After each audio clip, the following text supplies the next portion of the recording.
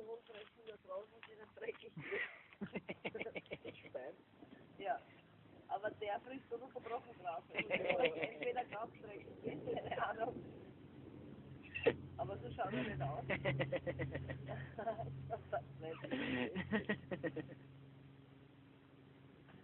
Oder der Protest, ihr gebt mir nichts zum Fressen, jetzt muss ich das Gras fressen.